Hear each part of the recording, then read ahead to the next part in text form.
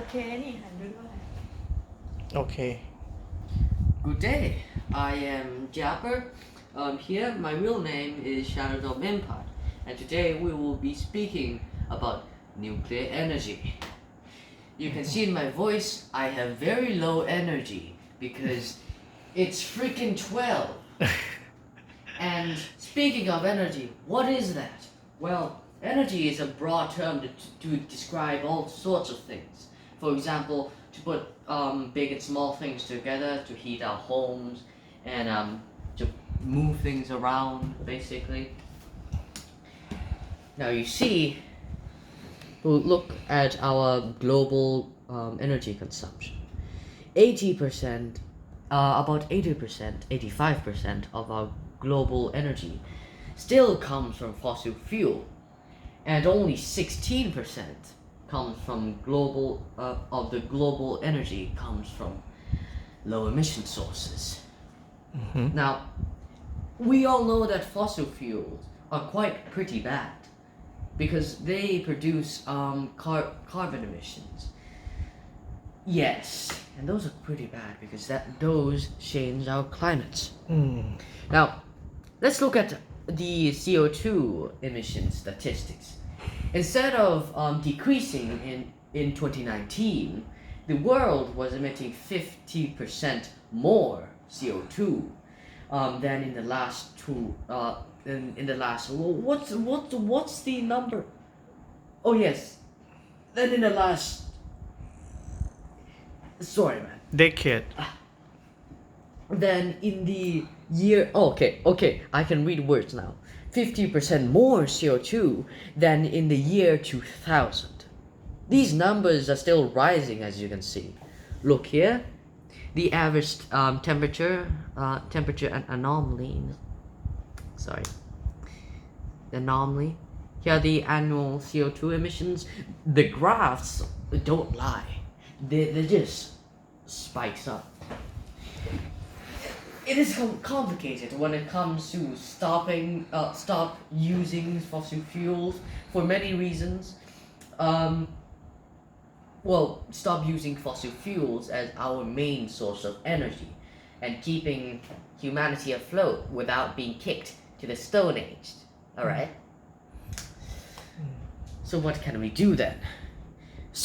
What can we do if our main source of energy comes from fossil fuels, and if you don't know it, electricity we're using now, right, still comes from fossil fuel. Now you see, what can we do to stop that? So, first step, one of the most impactful thing we can do is electrify as many sectors as possible. What is electricity? Electricity is the presence and flow of electric charge. Using electricity, we can transfer energy in ways that allows us to do simple chores. In simple term, energy is that thing where when you plug something to the socket, light just appears magically. Okay, this is quite long. Let me just read it out word by word for you.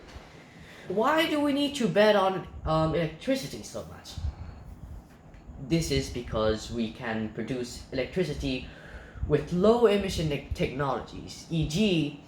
solar energy, wind energy, tidal energy, and hydroelectric energy. They can directly be transported into energy. Unlike fossil fuels, for example, with cars, you have to put oil into the cars and it just combusts themselves into the cars, producing CO2, transforming the chemical energy inside the oil into movement energy, which the car just. So that's pretty poisonous. The gas is produced quite poisonous, frankly. Electricity is a real lever for a radical transition. That is true. Why is it so hard then? Why aren't we doing it right now? Well, you see, most places in the world, electricity is still generated mostly by burning fossil fuels, as we stated. In the last 20 years, the world's electricity usage increased 75%, as you can see here in the graph, in absolute terms.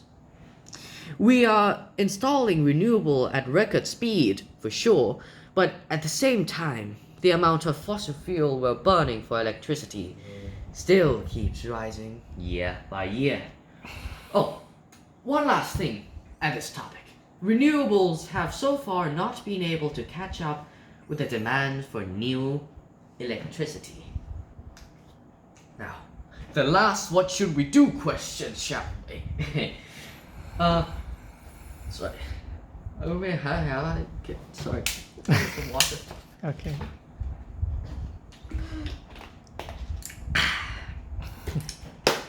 So, what should we do question? We're trying to replace energy with electricity. Alright. If we're going to electrify sectors, please look at this. If we're going to electrify sectors that currently use fossil fuels like cars and stuff, right?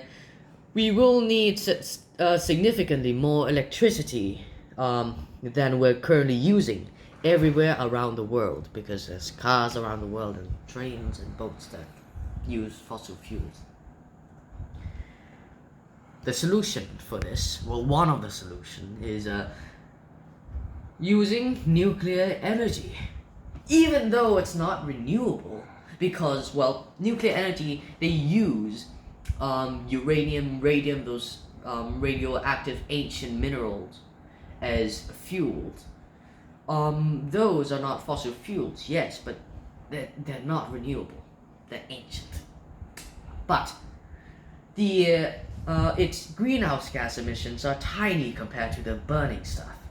But in the last 20 years, the production of nuclear energy has stagnated. Stagnated, basically, it just stopped being produced. And that's not quite the thing we want. So you see, if we implement the nuclear energy, right? How can we know that it will work? You see, this has been done before. We have been ensured that it will work because take a look at France and Sweden, for example. We have used nuclear energy. We have mass-produced nuclear energy before, like in France and Sweden, as we can see here. 10% of France's energy come from fossil fuels, 67% from nuclear, and 23% from other renewables. In Sweden, we have 30% from nuclear, 45% from hydro, and 23% from renewables. Now, as you can see, hydroelectric is quite a common renewable energy in most countries. The hydroelectric, basically gigantic dams with water behind it, and have the water just flow from an altitude, converting the gravitational potential energy into kinetic, because it hits the turbine, creating energy, creating electricity, and it runs to some city or whatever, right? So yeah. Oh wait, let's shift. Now let's see the downsides of nuclear, shall we? Nuclear do have their downsides. In fact, every single energy sources have their downsides. Now, more than half of the nuclear reactors in the world were built between 1970 and 1985, and it just stopped being produced from there. Well, most of them. They're still being built, but not as much then. And not many inventions have been invented since 1970 and 1985. Therefore, the technologies there are quite old. So, well, there are some space for some errors to happen because the technology is quite old. It can take it can take decades to build a single nuclear power plant. Not to mention it's very expensive and it takes so much land. They can, the most concern about nuclear energy is that they produce radioactive waste, and we have no way to to store that. We have no way to store radioactive waste, because once the nuclear power plant use up its fuel, it creates plutonium, a highly radioactive material. Sorry about that. Those are my dogs. Very sorry. You see, plutonium is very radioactive, and the only way we can store it is just put it in the ground. You see, this seems like a bad idea, just storing those radioactive waste in the ground, just waiting for the day for it to just decompose, just be less radioactive. It will take thousands and thousands of years. Well, it's kind of better that we wait till we can have the technology to get rid of them properly, than to just inhale these CO2s, sulfur dioxide, carbon monoxide and stuff in the air. I think it's quite better. Yeah. Now, when people think about nuclear, we please just look at this. We always just think of bad things, because, well, nuclear is the stuff we made to, make bombs, atomic bombs, pretty big bad bombs. But you see, if we look at the statistics, we can see that this is per year, I think. Yeah. So you see, per year, the people killed by these renewable low emission energy is quite low. 3.5 people got killed by nuclear energy directly per year. Per year for 50 years. Yeah. I think. Wind, 2 people. Hydropower, 1. Solar, only 1.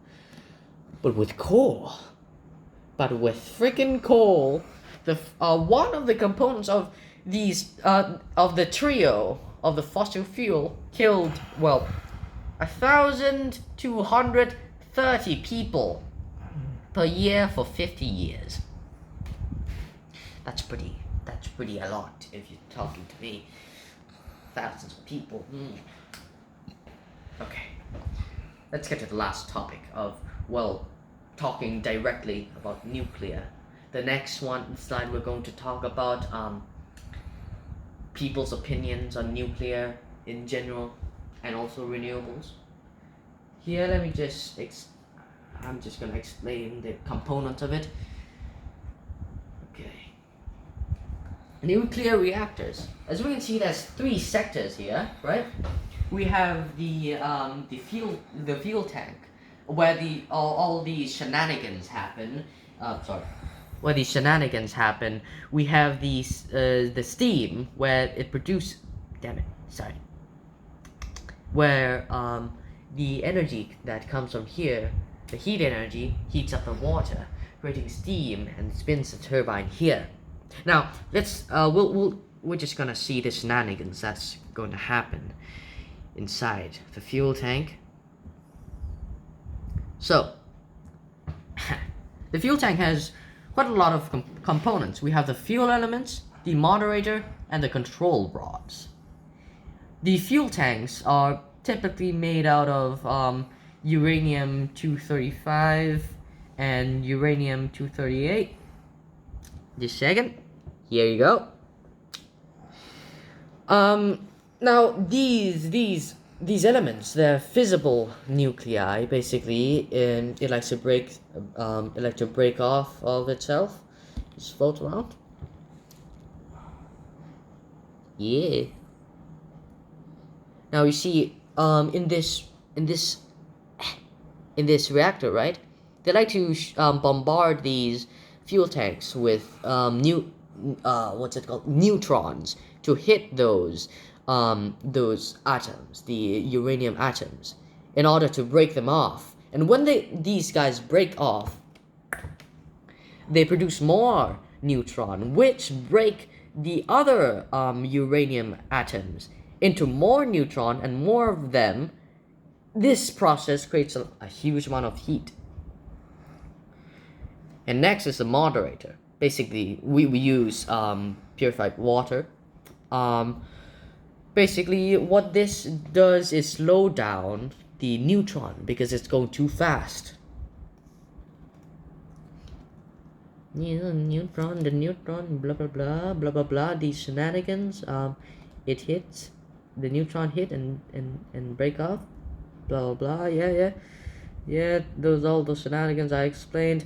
Yes, the control rods. The control rods basically are rods with which basically the control rods basically just grab onto these particles so basically to stop the reaction, so that it won't go crazy. These are typically made of boron or cadmium. Okay, so it creates huge amount of heat. Go to the steam. This is the pump, by the way. Go to the steam. Create steam. Go to the turbine. Spins the turbine. Creates electricity. It's simple. All those shenanigans, it's in the reactor core, and that's it. You see.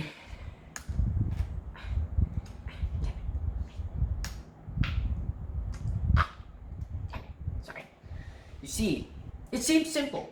Why aren't we, building more of it? Well, you see, putting nuclear physics and engineering into paper, it's easy.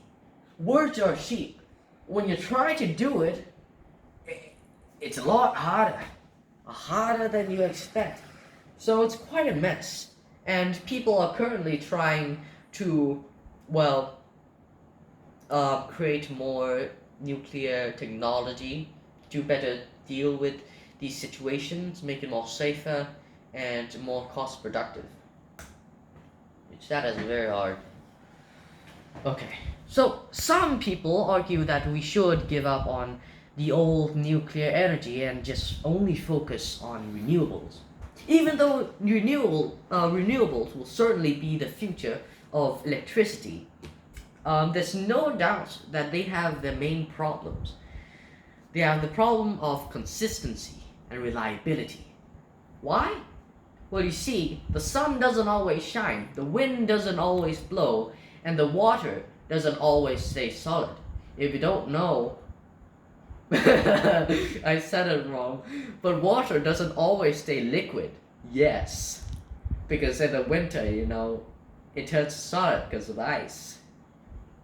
Yeah, so if we only use renewables, we might run into problems, because when it's nighttime, when we don't have sunlight, for example, people usually need electricity at night. So we might have to build a gigantic battery or an energy storage system which stores up energy and then release it when we most need it. Well, let's get to the opinion part. This slide doesn't have much to it. It's just some. Okay. So you see, we all know that each energy type, each energy have their own downsides and upsides. But fossil fuels sure have their upsides, but also do have their downsides. We don't really like fossil fuel downsides that much because it destroys the entire world.